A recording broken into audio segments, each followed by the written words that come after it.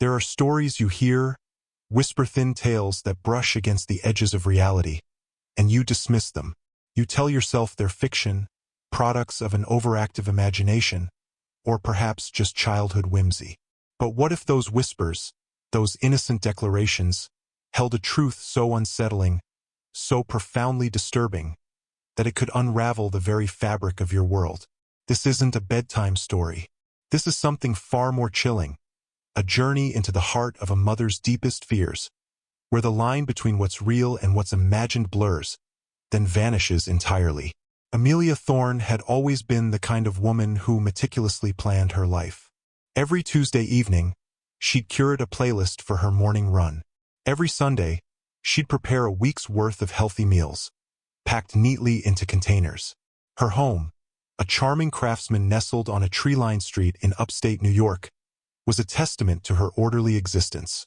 Sunlight streamed through the bay windows, illuminating carefully chosen decor, creating an atmosphere of warmth and security. Her life, by all accounts, was a picture of suburban bliss. She was a respected graphic designer, working from her home studio, and a devoted mother to her 5-year-old daughter, Lily. Lily was a whirlwind of bright curls and boundless energy, a miniature artist who filled every surface with vibrant, abstract masterpieces. She was a joy, a light, and the center of Amelia's universe. Their days were a gentle rhythm of school, playdates, and quiet evenings spent reading stories. It was during these story times, however, that a peculiar thread began to weave itself into the tapestry of their lives. Lily started talking about Mr. Jingles, not in the way a child invents a fantastical creature, but with a surprising conviction. Mr. Jingles, she explained, lived in her closet. He was very tall, almost reaching the ceiling, and had eyes that glowed like fireflies. He wore a big, floppy hat and carried a bag full of shiny things. Amelia, a pragmatic woman, initially chuckled. "Oh, honey," she'd say, "Mr. Jingles sounds like a very interesting friend, but he's just pretend, isn't he?" Lily, however, would simply shake her head, her blue eyes wide with earnestness. "No, Mommy, he's real. He talks to me." Amelia attributed it to an imaginative phase, perhaps influenced by a new cartoon or a book from school. She even indulged it, asking Lily what Mr. Jingles talked about. Lily's answers were always vague, childish ramblings about games and secrets, nothing alarming. But then the incidents began. Small, almost imperceptible shifts in their perfectly ordered world. A toy car, meticulously placed on the bookshelf, would reappear on Lily's bedside table. A specific picture book, one Amelia had tucked away, would be found open on the floor. Amelia, ever the rationalist, blamed herself. "Must be my memory," she'd muse. "Or maybe Lily's just getting into things when I'm not looking." She dismissed these occurrences as typical childhood mischief, a budding sense of independence. One morning, Amelia woke to a strange chill in the air. Their house, usually warm and inviting, felt unusually cold. She went to check the thermostat, but it was set correctly. As she walked past Lily's room, she noticed the closet door was ajar. She distinctly remembered closing it the night before. A faint scent, something akin to damp earth and old fabric, hung in the air. She pushed the door open fully, revealing nothing but Lily's neatly hung clothes and a collection of stuffed animals. "Probably just a draft," she mumbled to herself, closing the door firmly. Yet, a tiny tremor, a nascent unease, stirred within her. The next day, Lily came home from preschool unusually quiet. Her usual ebullient spirit was dimmed. "What's wrong, sweetie?" Amelia asked, kneeling down to meet her daughter's gaze. Lily looked up, her lower lip trembling. "Mr. Jingles is sad, Mommy. He says you don't believe him." Amelia's heart clenched. She wanted to reassure Lily, to tell her that imaginary friends were wonderful, but something in Lily's tone, a deep, genuine sorrow, gave her pause. It wasn't the fleeting sadness of a child whose make-believe world was being challenged. It was the quiet despair of someone whose truth was being denied. Later that week, Amelia was in her studio, engrossed in a design project, when she heard a distinct thud from Lily's room. It wasn't the sound of a toy falling, but something heavier, more deliberate. She rushed in, her heart pounding. Lily was sitting on her rug, playing with her dolls, seemingly oblivious. But the large, ornate antique mirror, a family heirloom that stood against the wall, had been knocked askew. It was incredibly heavy, far too heavy for a 5-year-old to move. Amelia righted the mirror, her mind racing. "Lily, did you move this?" she asked, her voice betraying a hint of trepidation. Lily looked up, her eyes innocent. "No, Mommy. Mr. Jingles did. He likes to look at himself." A shiver ran down Amelia's spine. This wasn't a child's game anymore. This felt different. The small incidents escalated. Objects would disappear and reappear in strange places. A set of Amelia's antique silver earrings, cherished heirlooms, vanished from her jewelry box only to be found nestled under Lily's pillow. Amelia even found a small, intricate wooden bird carving, one she'd never seen before, tucked into Lily's collection of colorful stones. When she asked Lily about it, Lily simply said, "Mr. Jingles gave it to me. He found it in the woods." Amelia's rational mind struggled to reconcile these events. Was Lily taking things? Was she sleepwalking? Or was there something else at play? Something far more sinister than a child's vivid imagination? The comfortable walls of her home, once a sanctuary, now seemed to whisper with unseen presences, a growing sense of dread slowly encroaching upon her peaceful life. The unsettling feeling intensified, morphing from mild concern into a gnawing suspicion that something was fundamentally wrong, that the world she so carefully constructed was beginning to crack around the edges. And at the heart of it all was Mr. Jingles, an entity that was rapidly becoming less imaginary and more chillingly, undeniably real. The escalating strangeness became a constant companion, a shadow lengthening over Amelia's days. Her once unshakable pragmatism began to fray at the edges, replaced by a creeping anxiety that stole her sleep and dulled the vibrant colors of her life. She tried to rationalize, to find logical explanations for the increasingly bizarre occurrences, but each attempt felt like building a sandcastle against a rising tide. She even considered Lily might be lying, concocting elaborate tales for attention, but the genuine fear in her daughter's eyes, the quiet certainty with which she spoke of Mr. Jingles, dismissed that notion almost immediately. This wasn't a game to Lily. This was her reality. Amelia started documenting the incidents. A small, leather-bound notebook became her confidant. She meticulously noted every misplaced object, every unexplained sound, every unsettling detail Lily shared about her friend. The wooden bird carving, for instance, fascinated her. It was intricately carved, with a delicate, almost ancient feel to it. It certainly wasn't something Lily would have found, and it bore no resemblance to anything Amelia owned or had ever seen. When she tried to press Lily about its origin, Lily would become withdrawn, almost fearful, simply repeating, "Mr. Jingles found it in the woods. He said it was special." The whispers in the house grew louder, or perhaps, Amelia's ears became more attuned to them. Faint creaks when no one was moving, the soft brush of something against the walls, a barely perceptible rustle in Lily's closet even when the door was closed. Amelia found herself constantly checking on Lily, peeking into her room at night, her heart hammering against her ribs. She'd watch Lily sleep, her chest rising and falling rhythmically, a tiny, vulnerable figure bathed in the pale moonlight, and a fierce, protective instinct would surge through her. Whatever was happening, she would protect her daughter. One evening, Amelia was preparing dinner when she heard Lily giggling in her room. It was a joyful, innocent sound, but then it was followed by a deeper, guttural chuckle. It wasn't Lily's father, David, who was away on a business trip. It wasn't a sound Amelia recognized. She dropped the potato peeler and raced to Lily's room, her blood running cold. She found Lily sitting on the floor, surrounded by her building blocks, talking animatedly to the empty space next to her.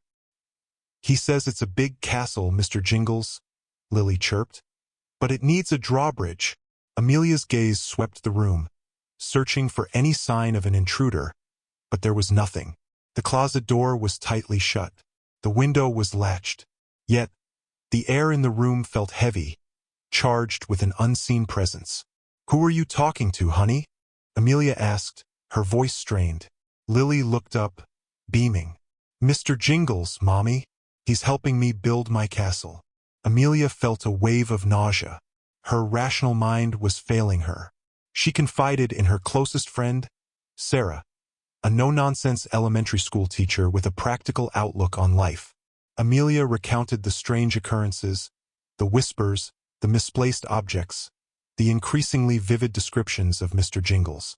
Sarah listened patiently, her brow furrowed in concern. "Amelia, I know this sounds out there, but have you considered a carbon monoxide leak? Or maybe stress? You've been working a lot." Amelia had considered all of it. She'd even had the house inspected for gas leaks, and her doctor assured her she was physically fine. "No, Sarah," Amelia said, her voice barely a whisper. "It's more than that. I feel it. Something is in our house." Sarah, seeing the genuine terror in Amelia's eyes, softened. "Okay, let's think. Has Lily ever been afraid of him? Or has he ever hurt her?" Amelia shook her head. "No. She seems fond of him, almost like a real friend. But he's getting bolder, and I'm terrified of what that means." The boldness was indeed escalating. One night, Amelia woke to a chilling sound, a child's lullaby, sung in a low, gravelly voice. It wasn't Lily. It wasn't David. It was coming from Lily's room. Amelia's heart seized in her chest.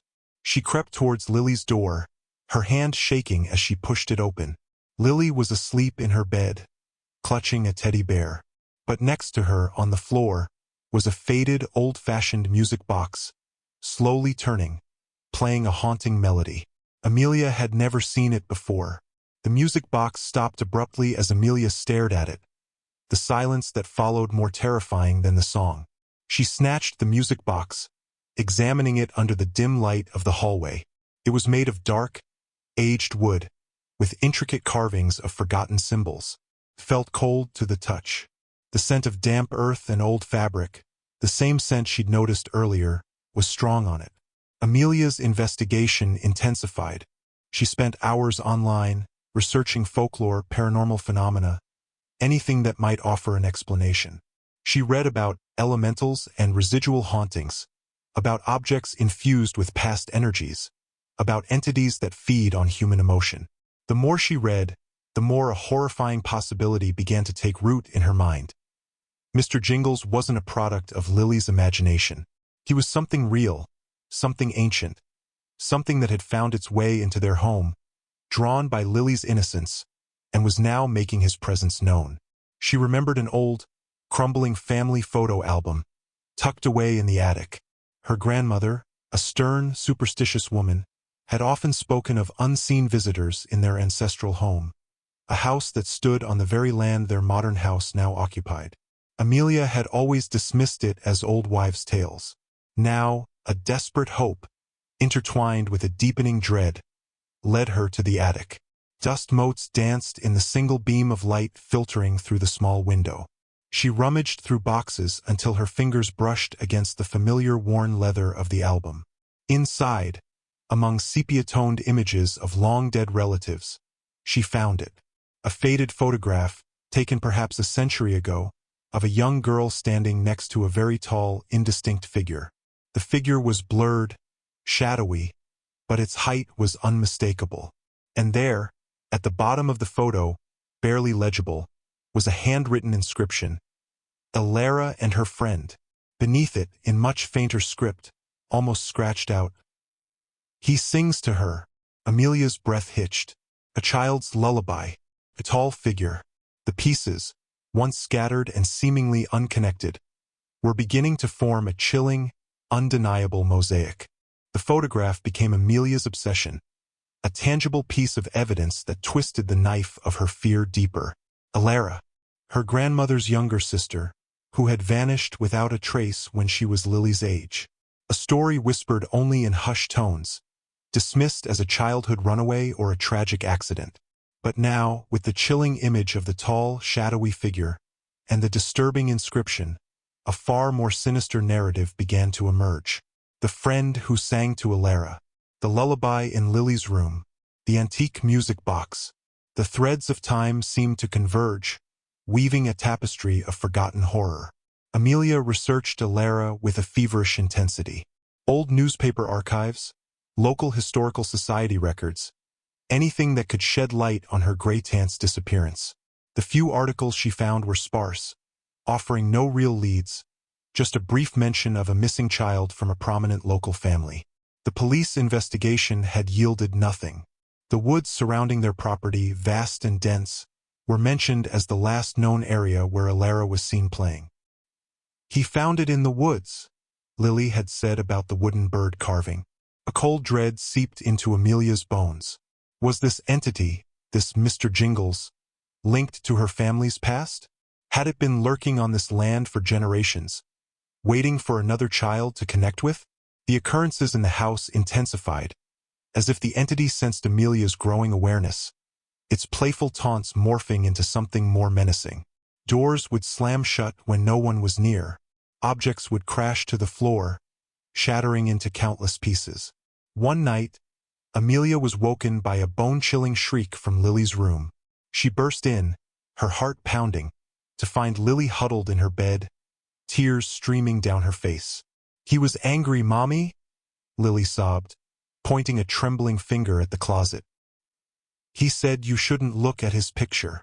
The air in the room was thick with a palpable malevolence. Amelia's gaze darted to the closet door.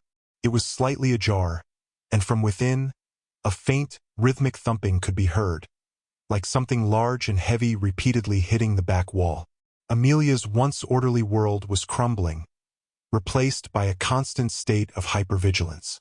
She installed motion-activated cameras in Lily's room, but the footage always showed Lily alone, talking to empty space, or objects moving on their own as if by invisible hands. There were no spectral figures, no shadowy forms, just the chilling evidence of an unseen force. Yet, the subtle distortions in the audio, faint whispers that defied human origin, further fueled her terror. It was as if Mr. Jingles existed beyond the visible spectrum, a malevolent shadow intertwined with the very fabric of their home. David returned from his business trip, stepping into a house transformed. The cheerful, bustling home he'd left was now shrouded in an oppressive quiet, a tension so thick you could almost taste it. Amelia, normally vibrant and energetic, was pale and gaunt, her eyes shadowed with exhaustion and fear. She tried to explain everything to him, the imaginary friend, the moving objects, the lullaby, the old photograph. David, bless his rational heart, tried to be understanding, but his skepticism was clear. He suggested therapy for Lily, or perhaps a temporary move to his sister's house. "Amelia, honey, you're exhausted," he'd said gently. "Your imagination is running wild. Let's get you some rest." His well-meaning words only deepened her isolation. How could she make him see what she was experiencing, what Lily was experiencing? Desperate, Amelia reached out to Dr. Alistair Finch, a retired professor of parapsychology she'd found through her late-night research. He was an eccentric man, known for his unconventional theories and his vast knowledge of forgotten histories. He listened patiently as Amelia recounted her story, his sharp eyes never leaving her face. He didn't dismiss her, didn't try to rationalize away her experiences. Instead, he simply nodded, occasionally interjecting with a quiet, "fascinating," or "I see." When she finished, he leaned forward, his voice low and serious. "Mrs. Thorne," he said, "what you're describing bears all the hallmarks of a persistent, intelligent haunting. Not a residual energy, but an entity that is fully aware and capable of interaction."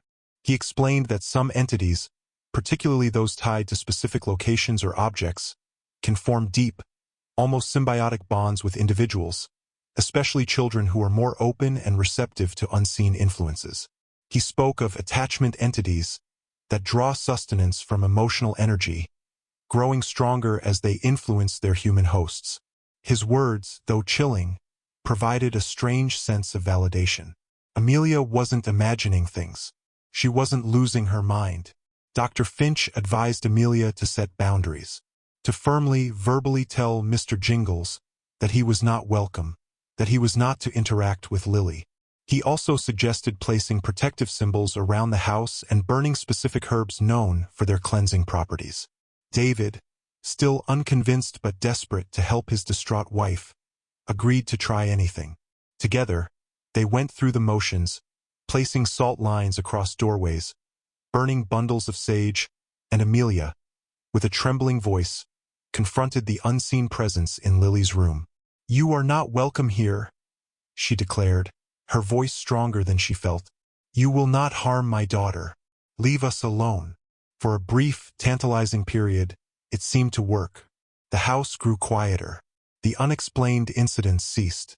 Lily stopped talking about Mr. Jingles, returning to her cheerful, vibrant self. Amelia dared to hope, dared to believe that they had banished the darkness. But the silence was too absolute, too unnatural. It was the calm before the storm, the deep breath before the plunge into the icy depths. One night, as Amelia slept, she felt a cold breath on her ear. A whisper, so close it sent shivers down her spine. A voice that was deep and guttural, yet unmistakably distorted, like a broken record. "She's mine," it rasped. And then, a sound that would forever haunt her nightmares. Lily's small, innocent giggle, followed by the chilling jingle of tiny bells. Mr. Jingles was back. And this time he was not just making his presence known. He was making his claim. The return of Mr. Jingles, bolder and more possessive than before, shattered the fragile peace Amelia had briefly clutched. The whispers became outright taunts. The fleeting shadows solidified into menacing shapes at the periphery of her vision. The entity was no longer content with subtle manipulations. It wanted to make its presence undeniable, its claim absolute. Lily, once again, began to speak of her friend. But now there was a possessiveness in her voice, a strange, almost vacant look in her eyes whenever she mentioned him. She would draw unsettling pictures. A tall, dark figure with fiery eyes, holding her hand, leading her into a tangled forest.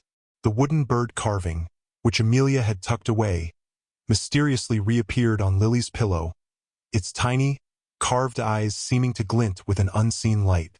Amelia's desperation reached a fever pitch. Dr. Finch, upon hearing of the entity's escalation, arrived at their home, armed with his equipment and his deep, unsettling knowledge. He set up EMF meters, temperature sensors, and even an old, cumbersome voice recorder. The readings were off the charts. Cold spots permeated Lily's room, plummeting temperatures defying the house's heating system. The EMF meter pulsed erratically, its needle jumping wildly whenever Lily spoke of Mr. Jingles. But it was the voice recorder that truly solidified their terror. Playing back the audio, amidst the static and Lily's innocent chatter, a guttural, distorted voice could be heard, sometimes whispering Lily's name, sometimes emitting a low, menacing growl. Dr. Finch's face, usually calm and composed, was etched with grave concern. "This is not just an attachment, Mrs. Thorne," he said, his voice grim. "This entity is attempting to claim your daughter."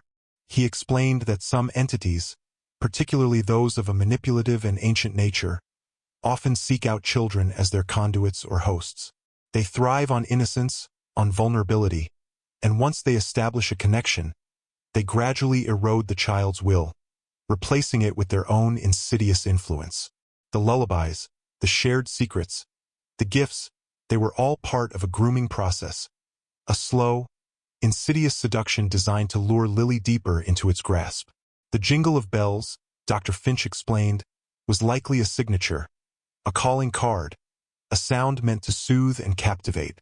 They decided on a desperate course of action, a ritual of banishment, one that Dr. Finch admitted was risky, but necessary. It would involve a deep cleansing of the house, a confrontation with the entity, and a powerful act of familial protection. David, seeing the irrefutable evidence, no longer doubted. His skepticism had crumbled under the weight of the inexplicable, replaced by a fierce, primal need to protect his child.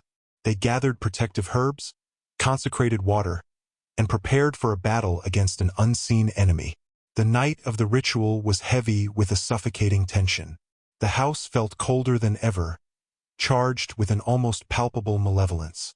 As Dr. Finch began his incantations, his voice steady and resonant, the entity reacted violently. Objects flew across the room, glass shattered, and a terrifying, unearthly shriek echoed through the house, rattling the very foundations.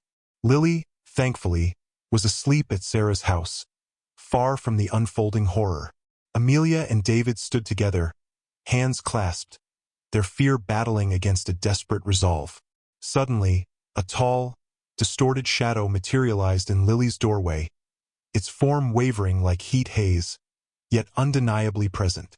Its eyes, two glowing embers in the darkness, fixed on Amelia. It wasn't the friendly Mr. Jingles Lily described. It was pure, unadulterated malevolence, a creature of nightmare made real.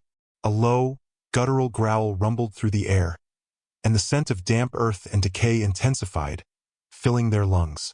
Dr. Finch, undeterred, raised his voice, his incantations growing more forceful, his movements precise as he spread consecrated salt and sprayed the air with holy water. The entity recoiled, its form flickering, seemingly in pain. It unleashed another shriek, a sound that clawed at their very souls, a sound of ancient rage and frustration. The jingle of bells, once a soothing sound, now echoed like a frantic, desperate warning. Amelia, fueled by a mother's fierce love, stepped forward, directly facing the wavering shadow. "You will not have her," she screamed, her voice raw with emotion. "You will leave our daughter alone. You will leave this house." David, standing beside her, echoed her words, his voice a powerful roar. The combined force of their will, coupled with Dr. Finch's ritual, proved overwhelming. With a final, ear-splitting shriek that seemed to tear the very air, the shadowy figure dissolved, leaving behind only the lingering scent of decay and a profound, echoing silence. The house instantly felt lighter, the oppressive chill replaced by a comforting warmth. The EMF meter returned to normal, the temperature stabilized. The silence was no longer terrifying. It was a profound, blessed relief. In the weeks and months that followed, life slowly returned to normal. Lily no longer spoke of Mr. Jingles. The strange occurrences ceased.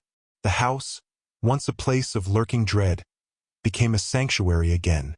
Amelia and David, forever changed by their terrifying ordeal, held Lily closer than ever, cherishing every moment, acutely aware of the thin veil that separates our reality from the unseen. They knew, with chilling certainty, that some stories aren't just stories. Some imaginary friends are horrifyingly real. And for those of you out there who have heard whispers in the night, felt unseen presences, or had a child speak of a friend only they can see, perhaps it's time to listen a little closer. The world is full of mysteries, wonders, and terrors beyond our comprehension. If this story has resonated with you, if it sent a shiver down your spine, then do me a favor. Hit that like button, subscribe to the channel for more true tales of the unsettling, and ring that notification bell so you don't miss our next descent into the unknown. Because sometimes the most terrifying stories are the ones that are true.